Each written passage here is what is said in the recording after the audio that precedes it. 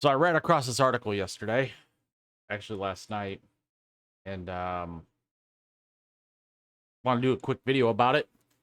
From bounding into comics, former TV executive Paul Chato explains how Disney's princess culture destroyed Star Wars, Marvel, and Pixar. Now, I'm new to the game, and I could tell you from watching other creators, some of those creators I've been watching for quite a while, some for a few months. Um, yes, there is a princess problem at Disney. And yes, most of it centers around Star Wars and the MCU. So jumping right in here, former CBC television executive Paul Cato explains how Disney's princess culture has destroyed Star Wars, Marvel, and Pixar. In a recent YouTube upload to his Call Me Cato channel, Cato opens his video saying, I want to tell you all why Disney has created all the pop culture powerhouses, or cratered all the pop culture powerhouses that they have purchased and bitten off more than they could chew. It's not an incompetent story as much as others have opined, although, of course, that does enter into it. It's actually a mergers and acquisitions story. First, Cato explains that there is no significant difference between companies like the Walt Disney Company and steel foundries. He says, I keep trying to tell all of you that just because we're dealing with corporations who output is movies, TV, comic books, etc., what we categorize as creative products, that they are somehow different from the steel foundry. They are not. That's an interesting take. Never thought of that before. That um, entertainment companies like Disney, Warner, uh, NBC, Universal, Comcast are no different than, say, a foundry. That's an interesting take. Something to think about. Cato goes on to list off a number of reasons why a company would purchase another one, but notes one, it has indeed purchased notes once it has indeed purchased the company. The challenge is that every company has a different culture. And if you've ever worked for HR, you'll know their favorite saying is that culture eats strategy.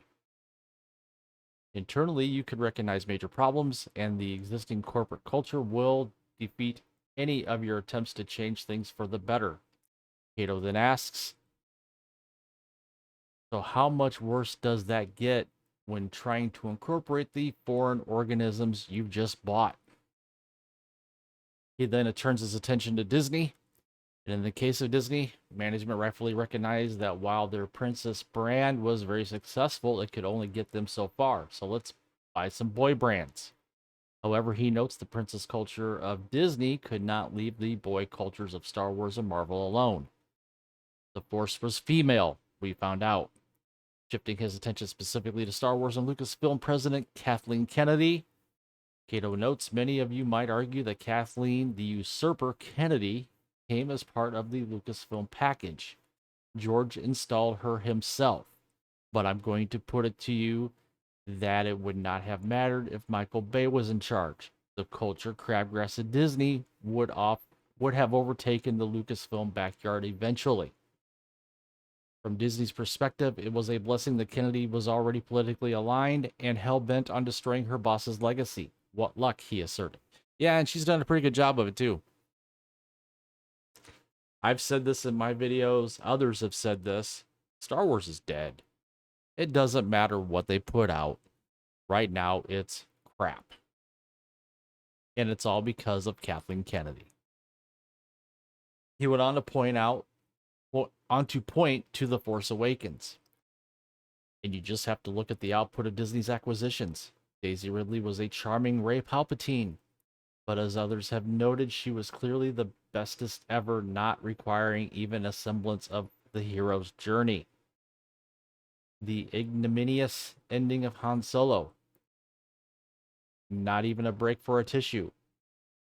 And of course, the wretched trilogy. Kennedy made it abundantly clear before The Force Awakens even hit theaters that she had and would be changing the culture of Lucasfilm.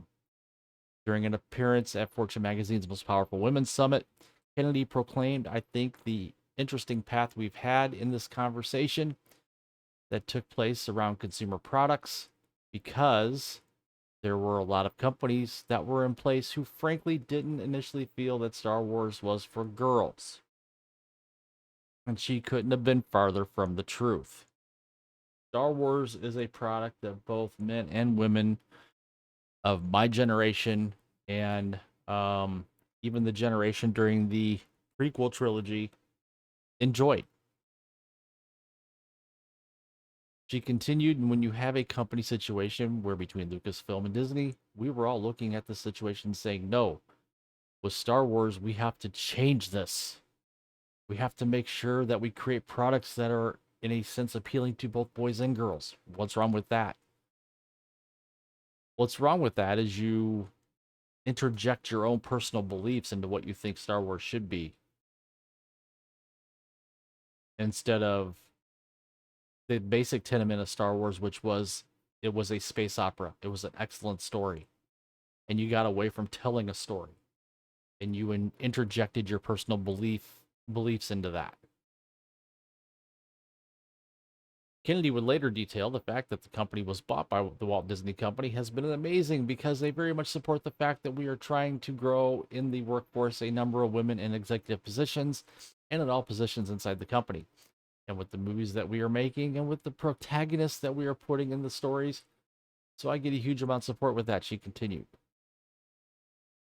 And I've gone over this before, having 50% of the executive team are women, 6 out of 8 of the people in my story group are women, and I'm sure there's a lot of people that would be surprised that we're making Star Wars movies and the majority of the people involved in the development of those stories are women. And I think it's making a huge difference in stories that we're trying to tell. What happened to getting the best people regardless of race, creed, color, so on and so forth? This is like affirmative action, but for women. He also touched on Marvel. In the case of Marvel, we thought we had an ally in Kevin Feige, but the princess culture shrunk whatever testicles Feige had. Then we have the emasculation of the male superheroes in the Marvel Universe. He said it wasn't enough to replace them with female photocopies, but they had to be demeaned and ridiculed at every appearance and often kicked in the crotch. And that's true. Chato goes on to point to the upcoming The Marvels and Lucasfilm's newest season of Star Wars Visions. Bo-Katan replacing Din Djarin in The Mandalorian. Yep. And Ashoka trailer appearing to feature only female heroines and male villains. Interestingly, Cato then notes that it's not just the Disney princess culture, but that culture has been reshaped by a we don't need no men ideology. He states ironically that we don't need no men ideology has taken over Disney. Doesn't seem to be able helping their own princess brand either. Rather than giving audiences what they want with perhaps a few twists, we have a Disney that is lecturing its audience. This is the fault of leadership. And that's exactly what it is. It starts at the top down. It starts with Bob Iger. To this point, Bob Iger made it abundantly clear that the radical left-wing ideologies such as gender and sexual identity would remain paramount at the company when he returned as CEO last year. I contend he never left. During a town hall with Disney employees, Iger said the company has been telling stories for 100 years, and those stories have had a meaningful, positive impact on the world. And one of the reasons that they've had a meaningful, positive impact is one of our core values is inclusion, acceptance, and tolerance. And we can't lose that. We just can't lose that. You know, Walt Disney would be turning in his grave right now to see that the company he built has turned into shit. And I'm sorry, I know people that are big into Disney. They go to Disney World every year. They're Disney ambassadors. Hell, I have one acquaintance from high school whose kids work at Disney. But I hate to tell you, Disney is shit. More recently, at the company's 2023 annual meeting of shareholders, Iger made it abundantly clear that the company would continue to get involved in politics, especially when it came to left-wing ideological issues. He said there are going to be times when we decide to weigh in on an issue that we believe is worthy of debate because of its relevance and importance to our business or to our employees.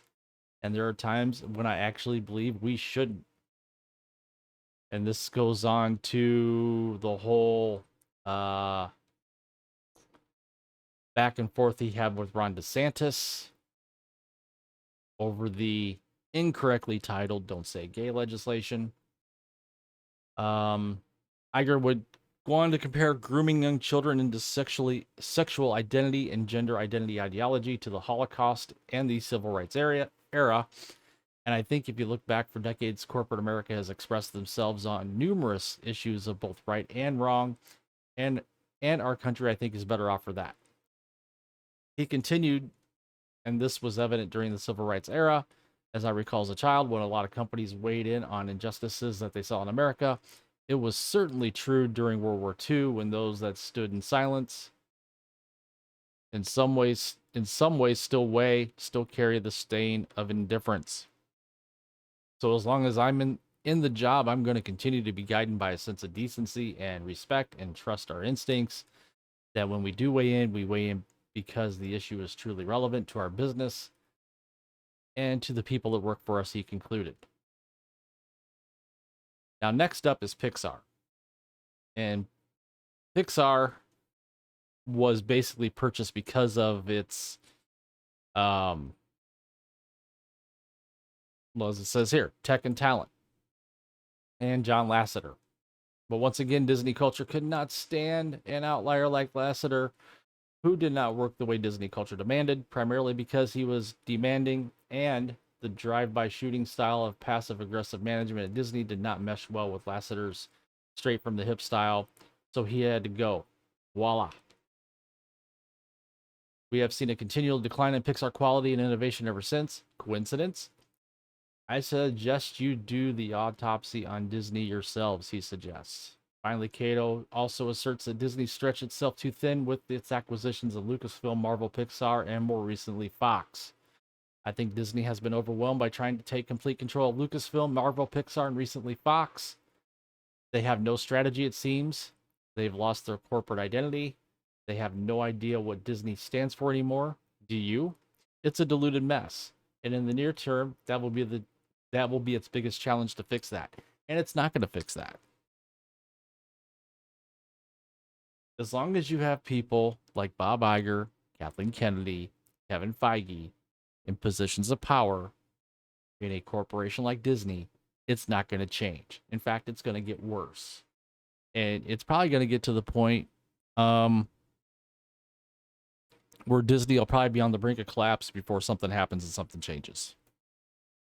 So I just wanted to put this one out there because it was quite interesting, being the fact that this article dovetails into what so many creators on YouTube have been expressing about Disney, Hollywood, and the film and TV industry in general.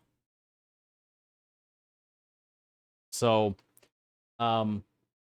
if you've made it this far, thank you for tuning in. Thank you for watching. I appreciate everybody checking out my videos, checking out my content.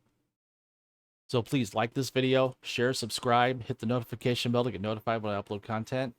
And we will see you guys in the next video. Have a great weekend.